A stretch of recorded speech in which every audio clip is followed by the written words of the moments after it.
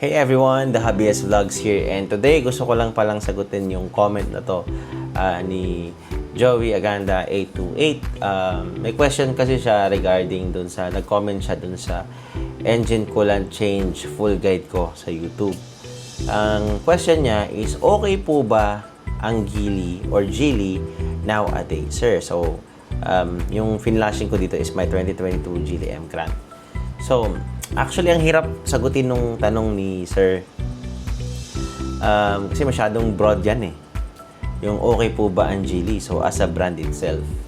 For me, it's already 2026. It's been a while. Hindi ko masabi kung okay siya ngayon. Pero kung yung tanong mo is magiging more specific, if it will be have a more direction or context, kagaya ng, Sir, okay po ba yung refinement ng Geely M Grand? Or Geely, according to your experience, Geely in general, and after sales, and so on. So, let me tackle a few things. Doon muna tayo sa mismong sasakyan. Okay siya. Okay yung sasakyan. Nagagamit ko siya. Wala akong nagiging aberya so far. Pero here's the thing. If you will ask me if parehas po ba sila na-achieve po ba nila yung refinement ng Japanese cars like Honda, Nissan, Mitsubishi, or other Japanese cars. And I'm a Nissan guy personally. I have a 2019 Nissan Navara and 2024 Nissan Navara. In the past, I'm also a Toyota guy. So,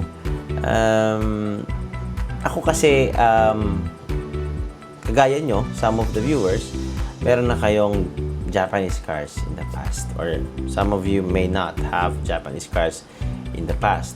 Pero kasi meron akong reference sa sarili ko, meron akong muscle memory na, alam mo yun, alam ko yung feeling mag-drive ng Japanese cars, no? Even American cars. So, napansin ko lang, comparing to the Japanese cars, the refinement will never be achieved at the short span of time. Hindi pa napapanahon. Kasi napansin ko yan,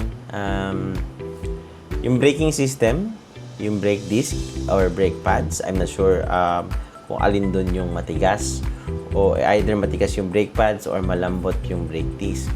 Kung mapapansin mo, if I compare them at the same age, halos magkaedad kasi yung bago kong Navara. Smooth lang yung braking lagi ng Japanese cars. I'm talking about when you have stock brake disc and brake pads, ha? Yung galing pa sa kasa, yung original or OEM kung tawagin. Mapapansin mo yan sa most of the Japanese cars. Di ko sinasabing lahat kasi wala naman akong pagmamayari ng different Chinese cars. Geely M Grand lang. Pag ginanon dali rin brake disc, syempre dapat malamig, ha? Huwag makamapasok kayo. Brake disc, compare mo siya, mapapansin mo sa Chinese cars, magaspang yung surface ng disc brake niya. So, may uneven wear. And this causes a little bit of vibration when you are braking from 100 kilometers per hour. Mararamdaman mo yan. Hindi man drastic, depende kung gaano kalalim na yung uneven wear ng brake disc mo. But in Japanese cars, I experienced 5-8 years. Magpapalit ka lang ng brake pads, even replacement, smooth pa rin yan, no? I think na-refine talaga nila yung area na yon.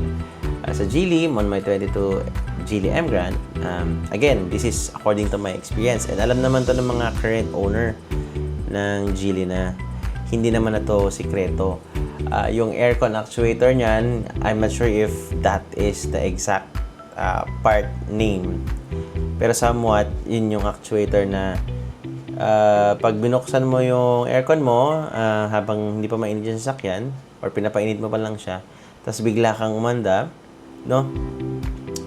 Papansin mo yung buga ng aircon, malakas, tapos biglang hihina, tapos lalakas.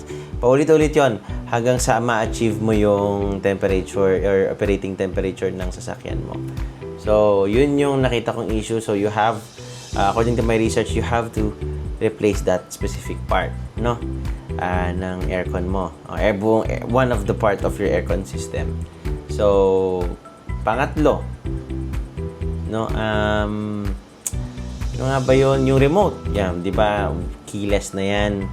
sa ibang Japanese sa mga Japanese brands dapat top of the line para maging push start, para maging keyless, sa Geely or maybe some other Chinese brand, no, parang ang marketing point kasi nila, di ba, parang naandito na yung feature na yan, hindi man siya top of the line, di ba, yan yung marketing niyan. And ayun, doon ako na yung ganyan bumili ng Geely. Tapos gawa pa daw siya ng Volvo, di ba? Or engineered by Volvo. So sino ba namang hindi mamamangha? I'm a car enthusiast. And syempre, nakakatuwa pag gano'n yung maririnig mo. Anyway, going back, yung keyless entry, pagka may mga instances, kasi parehas na push start yung sasakyan ko, yung 2024 Nissan ko, Navara, at saka itong Geely Emran ko. So, meron akong instances sa Geely na kahit bago yung battery, hindi siya hindi yun yung problema. Minsan nagmi-misfire yung ECU niya na hindi niya nare-recognize yung susi, no? O yung key fob. Pag pumasok ka, minsan kahit nakatapa ka sa brake, you have to press it 3 times. Sometimes you have to go out of the car, lock and unlock, then you have to go inside again, tapos brake, start, mag-start siya. Nakakatakot, nakakaba. Kasi minsan, niisip mo, baka tumirik na ako, baka there's something wrong with the car na. So, hindi naman siya laging nangyayari, pero nangyayari siya. No? Unlike sa Nissan Navara ko na, pag pumasok ako, laging alam mo yun, turn on mo lang, tapos go ka na. Wala nang ganong aberya, or wala nang ganong hassle. So, ayun, hindi ko sinisiraan yung Geely. I wanted to be really clear with that. I love the looks. I love yung tigas ng body niya. Yung ride, talong-talo yung Japanese car ng ride. Sobrang komportable niyan. No?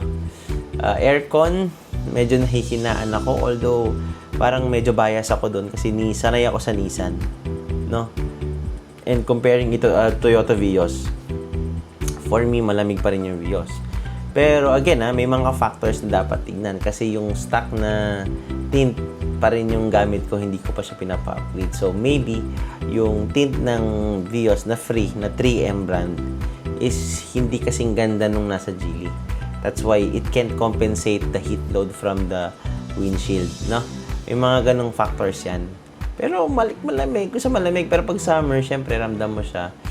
Unlike my Nissan, no? Ibibida ko talaga yung Nissan, Kahit mainit yung loob niyan, parang nagpapainit pa lang ako ng sasakyan, lumalamig na siya agad. But it's Nissan, no? Ayan talaga yung trademark ng Nissan. Pero again, it's not about Nissan, it's about Geely. Sana nakatulong, no? Sana hindi ka natakot kasi alam mo yon, nasa sayo pa rin kung paano mo i-treat or paano ka magde-decide kung tingin mo ba worth it yung looks, worth it yung tigas ng body, yung ride comfort ng Geely for you to purchase it. But at the end of the day, no, your money, your car, your decision.